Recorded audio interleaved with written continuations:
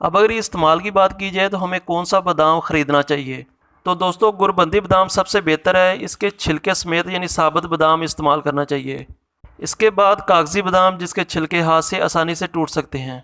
बादाम हमारे लिए क्यों ज़रूरी हैं और दिन में कितने बादाम खाने चाहिए, इनको कैसे खाना चाहिए जिससे तमाम विटामिन्स भरपूर तरीके से हासिल कर सकें, और कौन से ऐसे अफराद हैं जिनको बादाम नुकसान दे सकते हैं। अल्हम्दुलिल्लाहि वस्सलातु वस्सलामु अला रसूलिल्लाहिल करीम, अम्मा बाद फ़अऊज़ु बिल्लाहि मिनश शैतानिर रजीम, बिस्मिल्लाहिर रहमानिर रहीम। मोहतरम नाज़रीन कराम, मोहतरम भाइयों और बहनों, अस्सलामु अलैकुम रहमतुल्लाहि व बरकातुहू। अल्लाह पाक से दुआ है, अल्लाह पाक आप तमाम भाइयों की और तमाम बहनों की परेशानियाँ दूर फरमाए और अल्लाह पाक आपको कामिल सेहत व तंदुरुस्ती अता फरमाए। नाज़रीन, आज हम एक नए टॉपिक के साथ, एक नई वीडियो के साथ हाज़िर खिदमत हैं। आज का जो टॉपिक है वो है बादाम। बादाम के फ़ायदे क्या हैं, बादाम किस वक़्त इस्तेमाल करने चाहिए, बादाम कितनी तादाद के अंदर खाने चाहिए और किन लोगों को बादाम खाना चाहिए और किन लोगों को बादाम नहीं खाना चाहिए। फिर बादाम छिलकों समेत खाना चाहिए या बग़ैर छिलकों के।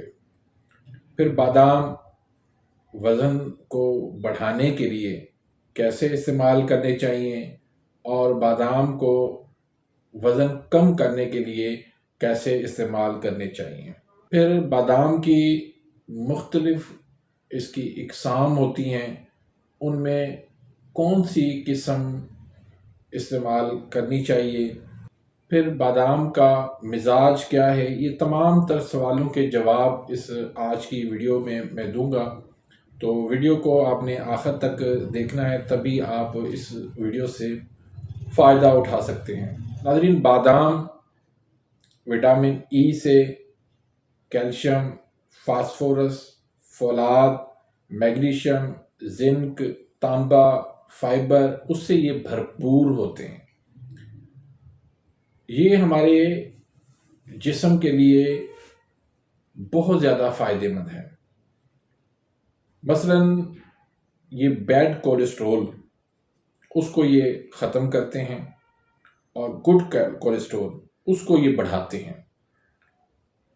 ट्राइग्लिसराइड जिस्म में पैदा नहीं होने देते, उस लिहाज से ये हाई ब्लड प्रेशर के मरीज़ों के लिए भी बहुत ज़्यादा फ़ायदेमंद है और दिल के मसाइल में भी बहुत ज़्यादा मुफीद है। और शुगर वाले मरीज़ों के लिए तो ये अल्लाह पाक का एक बहुत बड़ा तोहफ़ा है। ये शुगर की जो HbA1c है उसके अंदर ये बहुत ज़्यादा फ़ायदा देते हैं। हमारा अपना ये आज़माया हुआ तजर्बा है कि जो लोग शुगर वाले मरीज़ बादाम को मुसलसल इस्तेमाल करते हैं, उनका HbA1c लेवल जो है वो नीचे आ जाता है और उनका शुगर जो है वो बिल्कुल नॉर्मल हो जाती है। फिर ये वज़न की कमी के अंदर भी बहुत ज़्यादा मुफीद है और वज़न बढ़ाने के लिए भी ये बहुत ज़्यादा मुफीद है। ये आगे चलकर मैं आपको बताता हूँ कि किस तरह वज़न कम किया जा सकता है बादाम से और किस तरह वज़न को बढ़ाया जा सकता है। फिर ये इसके अंदर एंटीऑक्सीडेंट होने की वजह से ये स्किन को टाइट करते हैं और चेहरे की झुर्रियों को ख़त्म करते हैं। फिर ये बालों के लिए और नाखूनों के लिए, फिर ये सेक्सुअल वीकनेस के लिए भी बहुत ज़्यादा फ़ायदेमंद है। ये आपके जो है ना मादा मनी की जो किल्लत पैदा हो जाती है वक्त के साथ और गलत कार्यों की वजह से, तो उसको भी ये बढ़ा देते हैं। फिर ये एंटीऑक्सीडेंट होने की वजह से कैंसर के अंदर भी ये बहुत ज़्यादा मुफीद समझा जाता है। ये बॉडी को जो है वो डिटॉक्स भी करता है, यानी सफाई भी करता है, आपके गुर्दों को भी जो है ये साफ़ करता है। ये हड्डियों और आपके जोड़ों के लिए भी बहुत ज़्यादा फ़ायदेमंद है। ये आपके आंतों की सफाई के लिए भी बहुत ज़्यादा फ़ायदेमंद है। आगे चल के मैं आपको बताता हूँ कि किस तरह इन बीमारियों के अंदर, इन मसाइल के लिए आपने इस्तेमाल करना है। खुश्क खांसी के लिए भी बेहतरीन है और ये कब्ज़ के लिए भी बेहतरीन है। अब आते हैं कि इसको किस तरह इस्तेमाल करना चाहिए। तो अगर आपने अपना वज़न कम करना है तो उसके लिए आपने क्या करना है, निहार मुँह 7 बादाम जो है वो 1 गिलास पानी के अंदर डाल के आप उनको थोड़ा-सा उबाल लें। उबाल के और फिर वो बादाम भी आप खा लें और वो गर्म पानी भी आप पी लें, तो इंशाल्लाह इससे आपका तेज़ी से वज़न कम हो जाएगा। उसके अंदर आप चाहें तो शहद भी मिक्स कर सकते हैं, थोड़ा-सा उसमें नींबू का टेस्ट भी डाल सकते हैं। तो बादाम सवाल ये पैदा होता है कि छिलकों समेत इस्तेमाल करना चाहिए या बग़ैर छिलकों के।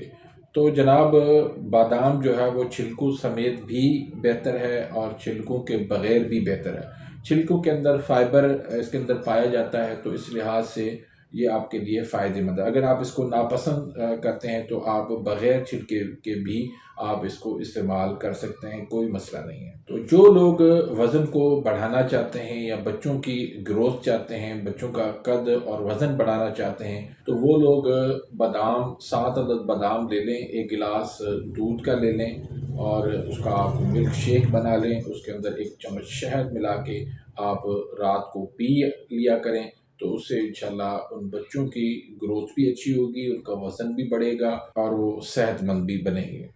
ये नाज़रीन, बादाम जो है वो सबसे ज़्यादा जो फ़ायदा हमें देते हैं वो दिमाग को देते हैं। हमारे जो नर्व्स हैं, जो हमारे आसाब हैं, उनको ये बहुत ज़्यादा तक़वियत देते हैं। तो ऐसे भी आप दिन भर किसी भी टाइम पे आप इसको 1 मुट्ठी भर जो है वो बादाम को इस्तेमाल कर सकते हैं। लेकिन इसके जो साइड इफ़ेक्ट हैं वो ये हैं कि अगर इसको आपने ज़्यादा मिक़दार में खा लिए तो मैदे पर ये भारीपन पैदा करते हैं, जिसकी वजह से आपका मैदा ख़राब हो सकता है। तो क्योंकि किसी भी चीज़ की ज़्यादती जो है वो नुकसान देती है, चाहे कितनी भी जो है वो चीज़ फ़ायदेमंद हो, लेकिन अगर उसको आप ज़रूरत से ज़्यादा उसको आप इस्तेमाल करेंगे, ज़्यादा खाएँगे, तो वो आपको नुकसान का बायस बन सकती है। तो इसलिए आप उसको मुनासिब मिक़दार में खाएँगे तो इसका कोई साइड इफ़ेक्ट नहीं है, कोई नुकसान नहीं है। बाकी रही मिज़ाज की, तो इसका मिज़ाज जो है वो गर्म तर है, यानी इसके अंदर गर्मी है, हरारत है, उसके साथ तरी भी शामिल है, जिसकी वजह से हमारे बहुत सारे मसाइल जो है इस बादाम से हल हो सकते हैं। तो उम्मीद करता हूँ कि आज की इस वीडियो से आप मुस्तफ़ीद हुए होंगे। अगर आप मेरे इस चैनल पे नए आए हैं या अभी तक आपने मेरे इस चैनल को सब्सक्राइब नहीं किया तो सब्सक्राइब कर दीजिए, बेल आइकन घंटी के निशान को प्रेस कर दीजिए। वीडियो पसंद आती है तो इसको लाइक करें, आगे अपने दोस्तों के साथ शेयर करें। पूछना चाहते हैं तो कमेंट्स के अंदर पूछ सकते हैं। अपनी दुआओं में याद रखिएगा। मिलते हैं इंशाल्लाह नेक्स्ट वीडियो में, तब तक के लिए इजाज़त। अल्लाह हाफ़िज़।